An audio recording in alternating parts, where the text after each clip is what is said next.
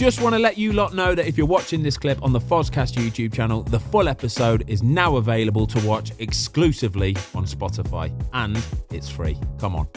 Do you prefer to be told the morning of the game, like in the changing room, so you've only got like an hour or two to think it over, or are you happy getting told so early in the week? Because like I say, it's completely opposite to football. Footballers, you're not told until Saturday morning. That's mad, isn't it? I don't think it is. None of us can get our head around that. Like we all want to, like we all talk about it all the time. Like surely you know if you're starting, especially if you're one of the academy lads they brought up. Like does the manager bring you in on Monday? I would say there's probably on a Saturday afternoon, there's probably 8 people that know they're starting, right? Oh, is it? And then there's not know it, but because they've played well or that's their position, they've held it down. Yeah. They know they're going to be starting. But then there's 3 or 4 probably that are a little bit up in the air. And like I say, we've got to 1:30 on a Saturday afternoon before, kicking off at 3, and then they've gone, right, this is the lads that are going to start. That is wild. I think I'm with you. I think it's completely bizarre because in terms of preparing for the opposition, like your one-on-one battles, you're going to have to do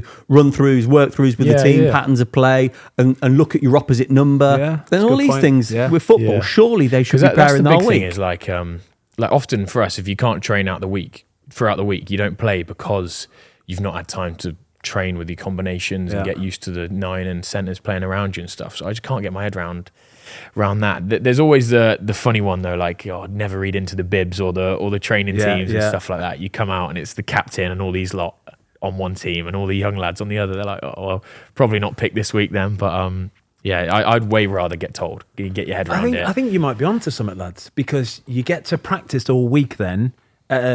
That's what we're going to do. Imagine that. Isn't it common sense? 100%, big time. It might be. Maybe football's been getting it wrong for 100 years. They might have. But is the thought process around that, like if there's a big call, the manager almost can just sweep it under the carpet because it's game day? And I think that's what it is. Like, don't cause a scene. There's no fuss about it sort of thing. Like, I'm sure in rugby, if somebody's not playing, for example, they will be told very sensibly, very calmly, listen, mate, this is the reason why, this is what you need to work on.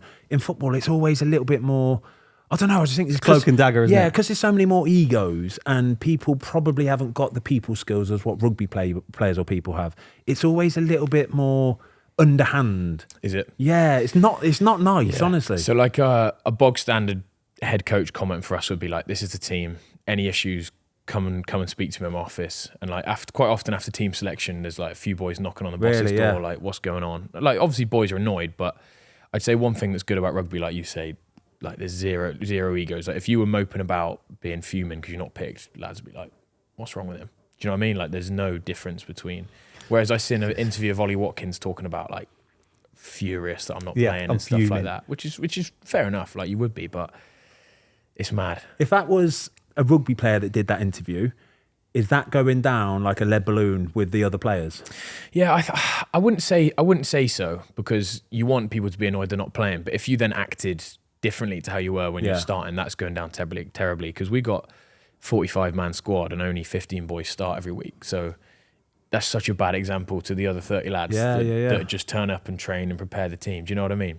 Like that would get stamped out. I do. I absolutely love it because I've seen it so many times where a footballer gets a bit of bad news or they're not quite happy with something, and that's it. You'll lose them for weeks, literally for weeks, mate. And they're kicking off, throwing their toys out the pram. You see it in the documentary, the Netflix documentary last year. I think I haven't quite finished last year's, but is it George Ford when he was dropped and they're talking? The way they deal with it is you're going to be gutted, but it's really admirable. Everyone's a team player. Yeah, 100%, in rugby, everyone's 100%. a team player. Yeah. And that is the big difference. But is it because it's such a full contact sport that it is literally like you're going out to war physically?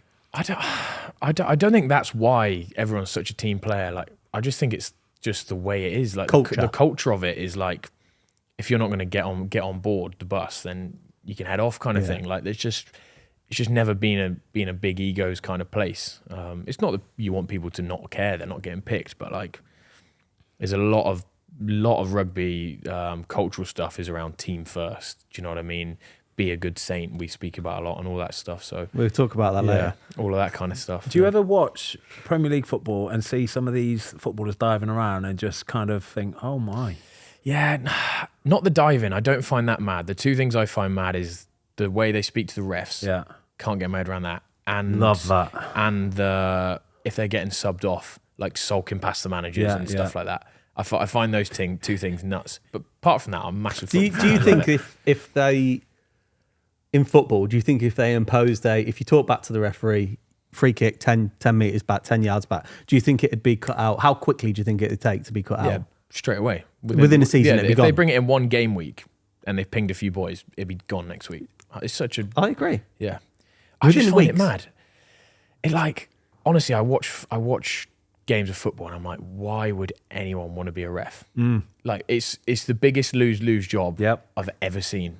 And it's tough as well. Mate, it's tough. And then you think you've got all these kids watching it that think that's just how you talk to the ref. So then that goes down, it trickles down to the Sunday League, Saturday leagues, and the abuse that these Sunday League refs get, Finn, honestly, I don't know if you played football when you were a kid, it is horrible at times. Is it? It is horrible. We come in every Monday morning, don't we, me and you and Watto, and we'll come in and do our Monday show and go, this happened at our game at the weekend, this with our kids, and it's every week there's a story, isn't there? Do you know what they need to do? Right, so I totally agree with this, by the way, and I love this, and it's something that really needs to change as well, because I think kids are so impressionable, people are so impressionable about what these players do to referees and how they talk to them.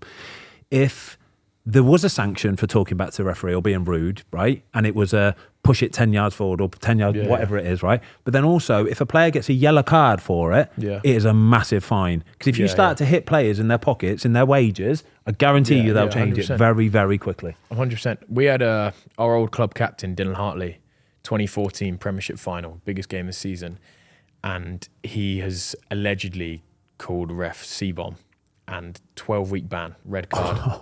12-week ban, like proper, that is like the biggest frowned upon thing ever. But it sets a precedent, though, isn't it? So now you know that it's not even an option. It's not even a possibility. Not that you would anyway, but you wouldn't even dream of doing it, would you? No, 100%. It's mad. I think answer back to the referee, descent, 10 metres back, 10 yards back, 20 yards back. Free kick. Give the ref a mic and a camera as well, so that they can see it all. And if a player is going to act like that, then show it to the world, because it'll only take one or two of doing it and the reaction to it and how vile they speak that eventually everyone else will go, do you know what? I don't want to be that guy. I think, to be fair, there's a little bit back the other way with the referees, because you see sometimes the referees, and I don't think sometimes the referees give respect to the players. I think they treat them like absolute school kids. So who was saying it? Aaron Ramsdale was in camp with us the other week, and he was saying like the ref was getting stuck into him a bit during the game. He's like, oh yeah, nice one, mate. That was class play, or something like giving him full beans. I'm like, I cannot get my head around it. But as a referee, they like a rugby referee, they'll call over the captains or the players, and they're fair. You always look at it and go on TV, and you hear them, and you go, fair enough. But with football referees, sometimes they'll be like, get away. It is blunt and rude. It's blunt, and sometimes they have that little bit of ego creeps into. I would love a referee to have come up to me though and given me banter about letting a goal in. Nice save that one, mate. That would have been incredible. It's weird. It's a weird one, isn't it? Because I'll probably get called a posh boy and say, rugby players say, we get treated like school kids a little bit, the way we get spoken to. And I think it's good to see players having passion when there's a foul given and stuff. There's a fine line between that and getting properly stuck into someone. I would much prefer it the way that it happens in rugby. I love it the way it happens in rugby. And then it follows suit as well. So like I say, my son plays, and the way that they talk to the referee, the way the referee talks to them, brilliant. Top tier, isn't it? Yeah. Thanks everybody for watching. We hope you enjoyed this clip of the Fozcast. If you would like to watch the full episode, it is now available exclusively on Spotify for free.